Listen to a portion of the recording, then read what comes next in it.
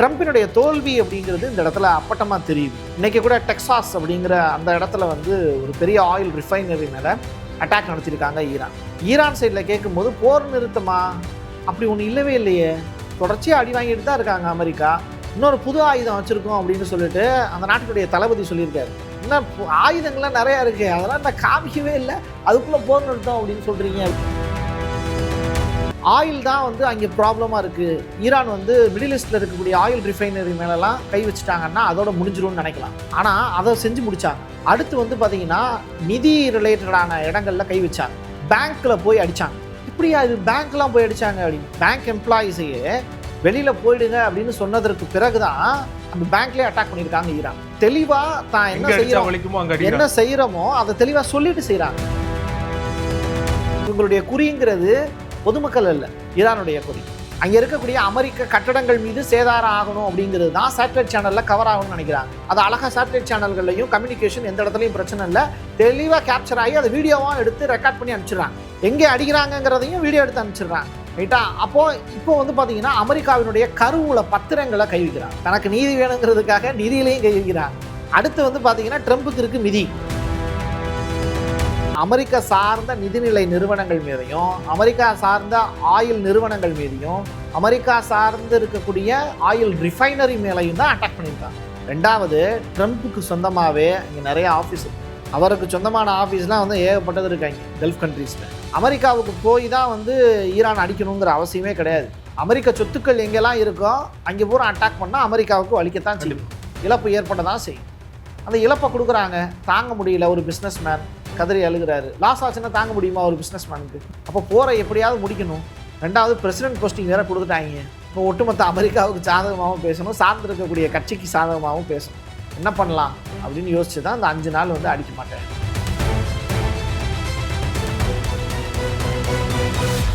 அரசியல் களம் நேயர்களுக்கு வணக்கம். இன்றைக்கு நம்ம நேர்காணலுக்காக பத்திரிகையாளர் பிரசாத் அவர்கள் நம்மோடு இருந்திருக்கார். பேசலாம் சார். வணக்கம். வணக்கம்.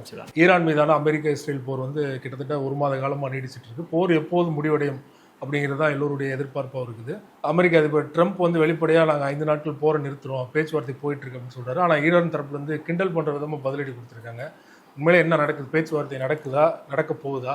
எனக்கு என்னமோ நீங்கள் அதை கேட்குறதே எனக்கு ஒரு சிரிப்பாக தான் இருக்குது. தொடர்ச்சியாக வந்து ட்ரம்ப் வந்து பார்த்தீங்கன்னா அந்த 5 நாட்கள் போரை நான் பண்ண மாட்டேன், எரிசக்தி நிலையங்கள் மீது அட்டாக் பண்ண மாட்டேன் அப்படின்னு சொல்கிறாரு. இவர் இப்படி சொல்லிட்டாரு. அதுக்கு ஈரானிய ஊடகங்கள் சொல்லியிருக்கக்கூடிய பதில்கள் தான் ரொம்ப எப்படி சொல்கிறது, நக்கல் பண்ணுற மாதிரி, கோமாளின்னு சொல்லி கிண்டல் பண்ணியிருக்காங்க. எப்படி கோமாளி ட்ரம்ப் அப்படின்னு சொல்லி கிண்டல் பண்ணியிருக்காங்க. முன்னுக்கு பின் முரணா நீங்கள் தான் பேசிக்கிட்டு இருக்கீங்க, பேச்சுவார்த்தைக்குன்னு சொல்லிட்டு உங்ககிட்ட யார் பேச வந்தா? இதே ட்ரம்ப்பு ஒரு வார்த்தை ஒன்று சொல்லியிருந்தார், அங்கே பேச்சுவார்த்தை நடத்துறதுக்கு யாருமே இங்கே இல்லை, கமினி அவர்கள் இறந்து போயிட்டாரு, இப்போ அங்கே யார் பேசுறதுக்கான தலைவர்கள் யாருமே இல்லையே, போரில் ஜெயிச்சிட்டோன்னே சொன்னார். போரில் ஜெயிச்சிட்டோன்னு சொன்னார். எதை வச்சு சொன்னாருன்னு பத்திரிகையாளர்கள் திருப்பி கேள்விகள் கேட்குறாங்க. நான் அப்புறம் பேசுகிறேன் அப்படின்ட்டு போயிட்டார். இன்னொரு பக்கம் பார்த்தீங்கன்னா நீங்கள் CNN நீங்கள் வந்து அசோசியேட் ப்ரெஸ்ஸாக நீங்கள் அப்படி தான் கேள்வி கேட்பீங்கன்னு நம்ம ஊரில் இருக்கக்கூடிய அரசியல் கட்சி தலைவர்கள் மாதிரி இங்கே பார்த்தா அவர் கற்றுக்கிட்டாரா இல்லை அவங்கள பார்த்து இவங்க கற்றுக்கிட்டாங்களான்னு தெரியல. திமுக நீங்கள் பிஜேபி, அதான் அதே விஷயந்தான் அங்கேயும் நடக்குது. தொடர்ச்சியாக ட்ரம்பினுடைய தோல்வி அப்படிங்கிறது இந்த இடத்துல அப்பட்டமாக தெரியுது. ஏன்னா நடக்கக்கூடிய விஷயங்கள் அதை தான் பிரதிபலிக்குது. இன்றைக்கி கூட டெக்சாஸ் அப்படிங்கிற அந்த இடத்துல வந்து ஒரு பெரிய ஆயில் ரிஃபைனரி மேலே அட்டாக் நடத்தியிருக்காங்க ஈரான் சைடில் கேட்கும்போது போர் நிறுத்தமா அப்படி ஒன்று இல்லவே இல்லையே, தொடர்ச்சியாக அடி வாங்கிட்டு தான் இருக்காங்க அமெரிக்கா. இன்னொரு புது ஆயுதம் வச்சுருக்கோம் அப்படின்னு சொல்லிட்டு அந்த நாட்டினுடைய தளபதி சொல்லியிருக்காரு. இன்னும் ஆயுதங்கள்லாம் நிறையா இருக்குது, அதெல்லாம் நான் காமிக்கவே இல்லை, அதுக்குள்ளே போர் நிறுத்தம் அப்படின்னு சொல்கிறீங்க அப்படின்னு இன்றைக்கி ஒரு காலையில் ஒரு வேடிக்கையாக ஒரு அவங்களே வந்து ட்வீட் பண்ணியிருந்தாங்க ஈரான் சைடில் இருந்து. இப்போ வந்த தகவல் என்னன்னா, அது உறுதிப்படுத்தப்படாத தகவல் தான், இங்கே இருக்கிற மீடியாவில் வந்து தகவல் தான். 3 பேர் கொண்ட குழு வந்து அமெரிக்கா சார்பாக அறிவிச்சிருக்காங்க. அவங்க பாகிஸ்தான் இஸ்லாமாபாத்தில் வந்து பேச்சுவார்த்தை நடைபெற போகிறதா சொல்லியிருக்காங்க. அது வாய்ப்பு நினைக்கிறீங்களா? பாகிஸ்தான் வந்து அமெரிக்காவோட நண்பர்கள் தான். இப்போ ஒரு நண்பனுக்கு நண்பன் வந்து பார்த்தீங்கன்னா தனக்கு இந்த மாதிரி எதிர்த்தாப்பில் இருக்கிற எதிரி நீ அடிச்சான் அப்படின்னு சொல்லி ஒருத்தருக்கு ஒருத்தர் ஆறுதலாக பேசிப்பாங்கல்ல, அது மாதிரியான பேச்சுவார்த்தைக்கு வேணால் வந்து ட்ரம்ப் வந்து பாகிஸ்தானுக்கு போய் ஷெபாஸ் ஷெரீஃபோட உட்காந்து பேசலாம், அந்த நாட்டினுடைய முப்படைகளின் தளபதி அப்படின்னு சொல்லப்படக்கூடிய முனீர்கிட்ட உட்காந்து பேசலாம், இதெல்லாம் அவங்களுக்குள்ளேயே உட்காந்து பேசிக்கலாம். ஆனால் இவங்க பேச்சுவார்த்தைக்குன்னு போய் உட்கார போகிறாங்கல்ல, அப்போ ஈரான் வருவாங்களா அப்படின்னு கேட்டால் அது கொஸ்டின் மார்க். இவங்க போய் உட்காருவாங்க. இன்னும் அமெரிக்காவோட அதிபர் இங்கே எந்த நாட்டுக்குனாலும் போய் உட்காரலாம்ல, அது தப்பு இல்லை. ஆனால் போகிறது ஜாக்கிரதையாக போகணும். இப்போ அந்த வான்வெளியை தாண்டி ட்ரம்ப்பினுடைய ஃப்ளைட் வந்து பாகிஸ்தானுக்கு போகும்போது அங்கே போய் ஈரானை அட்டாக் பண்ணிட்டாங்க அப்படின்னா சொல்லி முடிஞ்சது. ட்ரம்ப் போகிறது இல்லையா, 3 பேர் கொண்ட குழு தான் வச்சிருக்காங்க. 3 பேர் கொண்ட குழு தான் சொல்கிறேன். அப்போ அமெரிக்காவை அடிக்கிறது, அமெரிக்காவில் இருக்கக்கூடிய ஒரு முக்கியமான நபர்களை அடிக்கிறது ட்ரம்ப் அடிக்கிறதுக்கு சமம் தானே. கண்டிப்பாக. விட்காஃப் அப்படிங்கிற ஒரு நபர் போவார், அப்படி இல்லாட்டி ட்ரம்பினுடைய மருமகன் ஒருத்தர் இருக்கார், அவர் போவார். இந்த 2 பேர் தான் முக்கியமான நபர்கள். 3ஆவதாக யார் அனுப்ப போகிறாருன்னு தெரில, பார்ப்போம் யார் போகிறாங்கன்னு. ஈரான் வந்து ஏற்கனவே சில கோரிக்கைகள்லாம் வச்சுருந்தாங்க. இந்த கோரிக்கைகள் வந்து நீங்கள் நிறைவேற்றினா நான் போரை நிறுத்த சம்மதம்னு சொல்லியிருந்தாங்க. குறிப்பாக வந்து போர் இதோட முடிவடையணும், இதுக்கு மேலே வந்து நீங்கள் போர் பண்ணக்கூடாது, தாக்குதல் நடத்தக்கூடாது அப்படிங்கிற ஒரு நீங்கள் உத்தரவாதம் கொடுத்தீங்கன்னா நாங்கள் போர் நிறுத்த தயார் சொல்லியிருந்தாங்க இல்லையா. இப்போ வந்து அமெரிக்கா கிட்டத்தட்ட இறங்கி வந்து கெஞ்சாத குறையாக பேசிகிட்டு இருக்காங்க போரை நிறுத்துறதுக்கு. அதனால ஈரான் தரப்புல இருந்து ஏன் வந்து ஒத்து வர மாட்டாங்கன்னு நீங்கள் நினைக்கிறீங்க? இறங்கி வர மாட்டாங்க, இல்லைன்னா ஒரு காம்ப்ரமைஸ்க்கு ஏன் வர மாட்டாங்க? இது ரொம்ப எப்படின்னா இது காம்ப்ளிகேட்டடான விஷயம். இப்போ ஈரான் சைடில் இழப்பு வந்து ஜாஸ்தியாக இருக்கும். ஏன்னா தலைவர்கள் வந்து வரிசையாக வந்து இறந்து போயிருக்காங்க. 40க்கும் மேற்பட்ட IRGC-னுடைய தலைவர்கள் இறந்து போயிருக்காங்க. இது லேட்டஸ்ட்டாக கிடச்சிருக்கக்கூடிய அப்டேட். தொடர்ச்சியாக அங்கே இருக்கக்கூடிய தலைவர்களை பூரா வந்து இஸ்ரேலும் அமெரிக்காவும் வேட்டையாடிட்டாங்க. ஆனால் அங்கே என்ன அவங்க சைடு சொல்கிறது, தலைவர்கள் போனால் என்ன, எங்களுக்கு அவங்க வகுத்து கொடுத்த பாதை இருக்குது, அதில் நாங்கள் தெளிவாக போயிட்டுருக்கோம் அப்படின்னு. அப்போது நீங்கள் நினைக்கலாம் ஆயில் தான் வந்து அங்கே ப்ராப்ளமாக இருக்குது, ஈரான் வந்து மிடில் ஈஸ்டில் இருக்கக்கூடிய ஆயில் ரிஃபைனரி மேலெலாம் கை வச்சுட்டாங்கன்னா அதோட முடிஞ்சிரும்னு நினைக்கலாம். ஆனால் அதை செஞ்சு முடித்தாங்க. அடுத்து வந்து பார்த்தீங்கன்னா நிதி ரிலேட்டடான இடங்களில் கை வச்சாங்க, பேங்க்கில் போய் அடித்தாங்க. இப்படியா இது பேங்க்லாம் போய் அடித்தாங்க அப்படின்னு துபாயில் இருக்கக்கூடிய நண்பர்கள்லாம் சொல்கிறாங்க. அங்கே இருக்கக்கூடிய பேங்க் எம்ப்ளாயீஸையே வெளியில் போயிடுங்க அப்படின்னு சொன்னதற்கு பிறகு தான் அந்த பேங்க்லேயே அட்டாக் பண்ணியிருக்காங்க ஈரான். ரொம்ப வந்து தெளிவாக தான் என்ன செய்கிறோமோ அதை தெளிவாக சொல்லிட்டு செய்கிறாங்க. ஒரு பில்டிங் இருக்குது, அந்த பில்டிங்கில் ஒரு 10 மாடி பில்டிங் இருக்குது, அதில் பேங்க் வந்து 5வது மாடியில் இருக்குது அப்படின்னா ஒட்டுமொத்த பில்டிங்க்குமே அலர்ட் கொடுக்குறாங்க, வெளியில் போயிடுங்க அப்படின்னு. அப்போது இவங்களுடைய குறிங்கிறது பொதுமக்கள் இல்லை, ஈரானுடைய குறி அங்கே இருக்கக்கூடிய அமெரிக்க கட்டடங்கள் மீது சேதாரம் ஆகணும் அப்படிங்கிறது தான் சேட்டலைட் சேனலில் கவர் ஆகணும்னு நினைக்கிறாங்க. அது அழகாக சேட்டலைட் சேனல்கள்லையும் கம்யூனிகேஷன் எந்த இடத்துலையும் பிரச்சனை இல்லை, தெளிவாக கேப்சர் ஆகி அதை வீடியோவாக எடுத்து ரெக்கார்ட் பண்ணி அனுப்பிச்சிடுறாங்க. எங்கே அடிக்கிறாங்கிறதையும் வீடியோ எடுத்து அனுப்பிச்சிடுறாங்க. ரைட்டா? அப்போது இப்போ வந்து பார்த்தீங்கன்னா அமெரிக்காவினுடைய கருவூல பத்திரங்களை கை வைக்கிறாங்க. அமெரிக்காவோட கருவூல பத்திரங்கள் எந்த நாட்டு அதிகமாக இருக்குன்னு நினைக்கிறீங்க? கல்ஃப் கண்ட்ரீஸ்ல தான் இருக்கா. ஜப்பான்கிட்டையும் சீனாக்கிட்டையும் இருக்கு. ஓகே. ஜப்பான் அவங்களுடைய நட்பு நாடு, சீனா அவங்களுடைய எதிரிய நாடு. அப்போது இங்கே அதிகமான அளவில் கருவூல பத்திரங்கள் யார் யாரெல்லாம் வச்சுருக்கீங்களோ இல்லை வாங்க போகிறீங்களோ அதை பூரா திருப்பி கொடுத்துருங்க. எக்ஸ்ட்ரா இனிமேல் நீ வாங்கின அப்படின்னா நான் உடனே அடிப்பேன் அப்படின்னு சொல்கிறாங்க. அப்போது அமெரிக்காவோட ஃப்ரெண்ட்லியாக இருக்கக்கூடிய எல்லா நாடுகளுமே இந்த கருவூல பத்திரங்களை வாங்கி வச்சுருக்காங்க. ஏன்? டாலருக்கு இணையாக அப்படின்னு. இப்போ நான் உங்களுக்கு வந்து இப்போ 15,000 ரூபா கொடுக்கணும்னு வச்சுக்கோங்களேன், அந்த 15,000 ரூபாய்க்கு பதிலாக நான் உங்களுக்கு ஒரு பாண்டு பத்திரம் எழுதி கொடுக்குறேன். நம்ம வீட்டு ஓனர்கள்லாம் செய்வாங்கல்ல, அது மாதிரி எழுதி கொடுக்குறேன், அக்ரிமெண்ட் மாதிரி. அதுதான் அமெரிக்கா கருவூல பத்திரங்கிறது. டாலர் வந்து இப்போ பல லட்சம் கோடி ரூபாய் அப்படிங்கிறதுக்கு பதிலாக அவங்க டாலரில் என்ன பண்ணுவாங்க, அது பத்திரத்தில் எழுதி கொடுப்பாங்க. அந்த பத்திரத்தை நம்ம வச்சுருப்போம். எப்போ நமக்கு வந்து ரிட்டர்ன் பண்ணணும்னு நினைக்கிறோமோ அப்போ காசாக திருப்பி வாங்கிக்கலாம். இந்த மாதிரி தான் அக்ரிமெண்ட்லாம் இருக்குது. அதை பூரா வந்து கிழிக்கிறதுக்கான எல்லா வேலையுமே இப்போ ஈரான் செய்கிறாங்க. அப்போ நிதியிலையும் கை வைக்கிறாங்க, தனக்கு நீதி வேணுங்கிறதுக்காக நிதியிலையும் கை வைக்கிறாங்க. அடுத்து வந்து பார்த்தீங்கன்னா ட்ரம்ப்புக்கு இருக்குது மிதி. இன்னும் அது ஒன்று தான் நடக்கலை, எப்போ தூக்கி போட்டு மிதிக்க போகிறாங்கன்னு தெரில. அடுத்து அதாக தான் இருக்கும்னு நினைக்கிறேன். ட்ரம்ப் வந்து இஸ்ரேலுக்காக நம்ம அவசரப்பட்டு இந்த போரில் குதிச்சிட்டோம் அப்படிங்கிற ஒரு முடிவுக்கு வந்துட்டார். ஏன்னா அவருடைய செயல்பாடுகள் அப்படி தான் இருக்கு. ஒரு வயதான மனிதர் எவ்வளவு தான் போட்டு பாடாப்படுத்துவீங்க அவரை? அவர் வாட்டுக்கு வந்துட்டு அந்த கரோலின் லிவிட்டா ஒரு லேடி ஒருத்தவங்க இருக்காங்க எங்கள் அமெரிக்காவில் செய்தி தொடர்பாளர், அவங்களுடைய உதடுகள் வந்து புல்லட் மாதிரி இருக்குது அப்படின்னு சொல்லி வர்ணித்துக்கிட்டு இருக்கக்கூடிய 80 வயது கிழவனவர் ட்ரம்ப்பு. அவன் யூஎஸ்னுடைய காங்கிரஸ் பேசுகிறதெல்லாம் பெருசாக எடுத்துக்க மாட்டார். அவர் என்ன செய்வாரோ அப்படின்னா, அவர் WWF விளையாண்டவர், அவர் ரைட்டா, ஒரு ரியல் எஸ்டேட் புரோக்கர். அவருக்கு என்ன தோணுதோ அதை தான் செய்வார். அது லாப நோக்கம் உடையது அப்படின்னு தான் நினைப்பார். இன்னைக்கு நெதன்யாகுவினுடைய ரிப்போர்ட் வந்து NDTVயில் வந்து ஒரு பேசினதாக ஒரு ஆடியோ ஒன்று ரிலீஸ் ஆகிருக்கு. அந்த ஆடியோவில் என்ன இருக்குது அப்படின்னா, கமினி அவர்களை சாய்க்கிறதுக்கு சரியான நேரம் இதுதான். கமினி அவர்களை இரவு நேரத்தில் தான் ஃபஸ்ட்டு அந்த மீட்டிங் நடக்கிறதா இருந்துச்சு. அதுக்கப்புறம் கடைசி நேரத்தில் உளவுத்துறை தகவலின் அடிப்படையில் காலையில் அதை மாற்றினாங்க. காலையில் மாற்றின உடனே சரி ரைட்டு, அப்போ இந்த டைம் தான் அட்டாக் பண்ணோம், அமெரிக்கா வரலாற்றில் கமினி அவர்களையே தூக்கின முதல் அதிபர் நீங்கள் தான் அப்படின்னு சொல்லுவாங்க அவங்க எல்லாரும், பண்ணிடலாமா அப்படின்னு சொல்லி கேட்டுட்டு தான் அந்த இடத்துல அட்டாக் பண்ணாங்க, அந்த அலுவலகத்தில். சரியா? இப்படி இஸ்ரேலும் அமெரிக்காவும் சேர்ந்து தான் இந்த போரை நடத்திக்கிட்டு இருக்கு. இப்போ அமெரிக்கா கொஞ்சம் பேக் அடிக்குது, ஏன்னா தோற்று போயிட்டோம் அப்படிங்கிறது தெரிஞ்சிருச்சு. பட் இஸ்ரேலால் அப்படி செய்ய முடியாது, அவங்களுடைய வாழ்வாதார பிரச்சனை. எப்பயுமே ஒரு சிறுபான்மையினர் கூட்டம் தன்னை காப்பாற்றிக்கிறதுக்கு பெரிய லெவலில் முயற்சி பண்ணும். அந்த வகையில் மெஜாரிட்டி பீப்புள்கிட்ட இருந்து தன்னை காப்பாற்றிக்கிறதுக்கு ஜூஸுக்கு இதை தவிர வேறு வழி கிடையாது. இந்த போரை அவங்க தொடர்ந்து கண்டினியூவாக நடத்திக்கிட்டே இருக்கணும். அமெரிக்கா இந்த போர்லேருந்து கொஞ்சம் கொஞ்சமாக வெளியில் போயிடுவாங்க. இஸ்ரேலுக்கும் ஈரானுக்கும் இடையில தான் போர் நடக்கும். ஈரான் இருக்கும், இஸ்ரேல் வந்து அடுத்து வரக்கூடிய காலங்களில் இருக்குமா என்னன்னே தெரியல.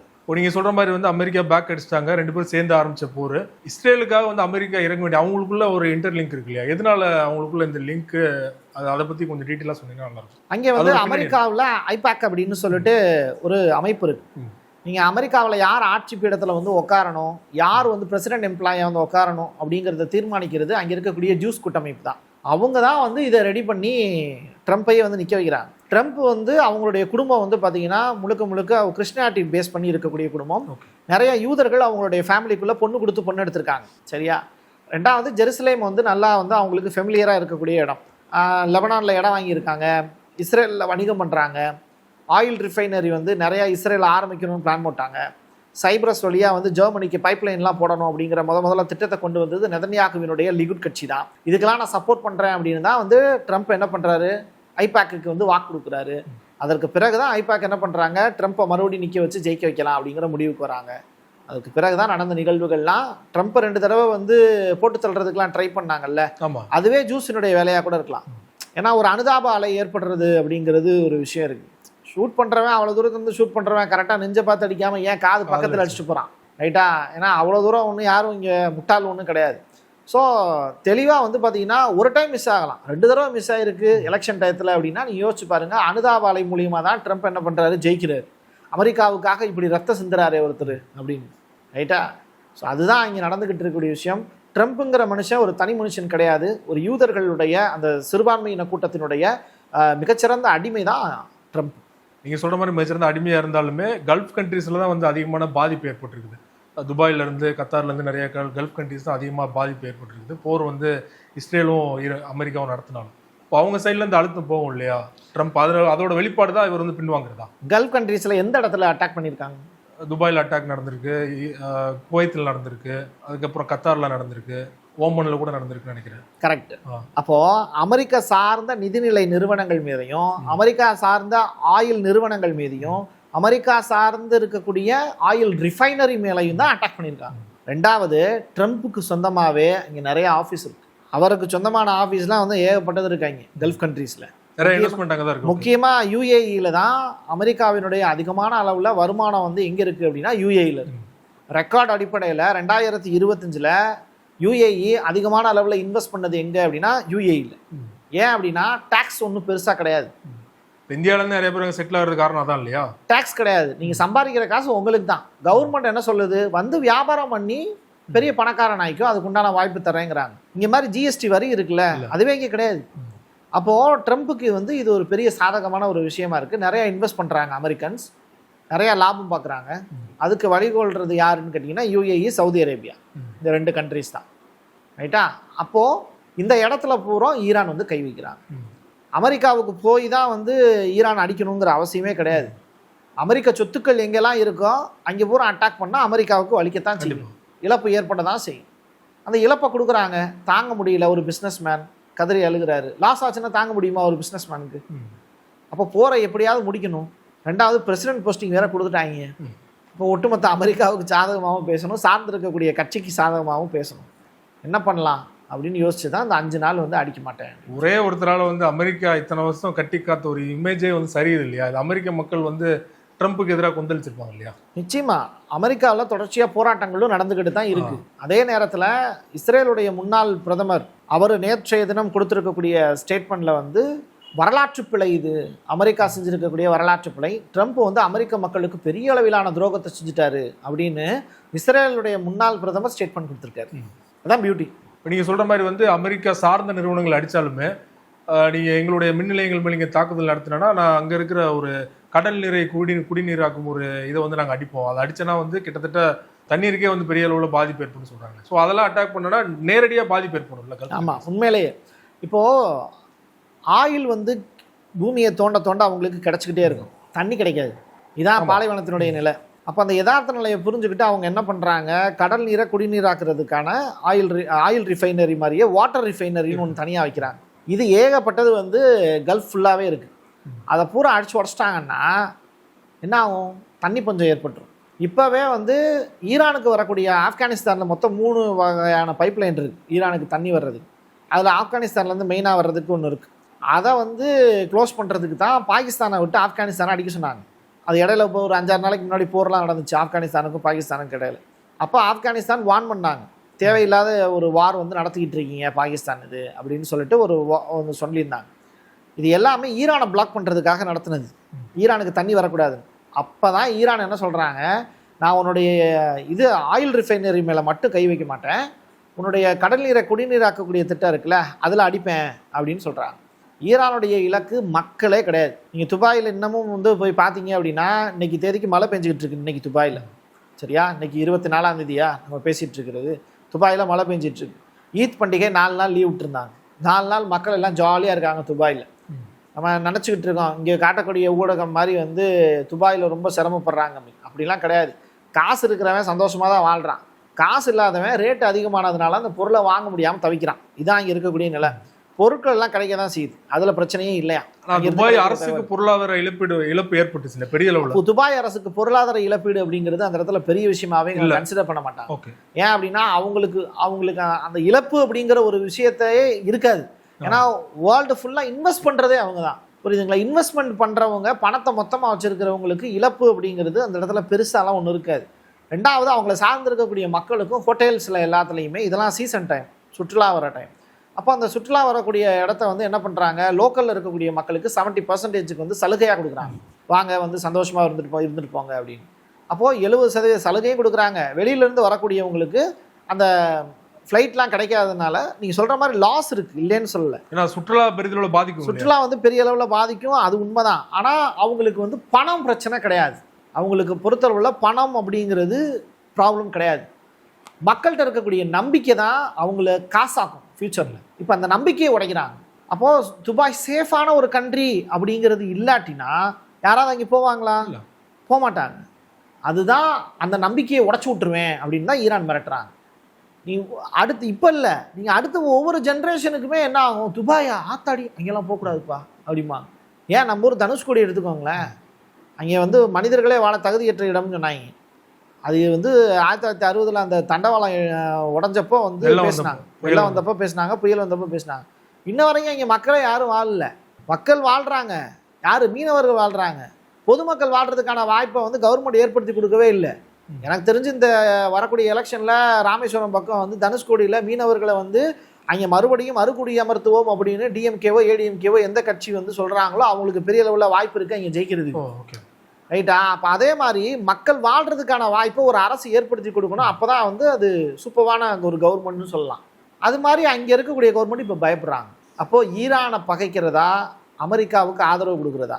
அமெரிக்கா ஆதரவை விலக்கிக்குவோம் அப்படிங்கிற முடிவுக்கு வராங்க. ஆனால் அது முழுமையாகவும் அவங்களால செய்ய முடியல, அந்த இடத்துல மாட்டிக்கிறாங்க. இது ஈரானுக்கு வசதியாக போச்சு, அடிக்கிறாங்க. ஈரான் மீதான அமெரிக்க இஸ்ரேல் போர் தொடர்பாக பல்வேறு விஷயங்களோட பண்ணி மிக்க நன்றி. நன்றி சிவா.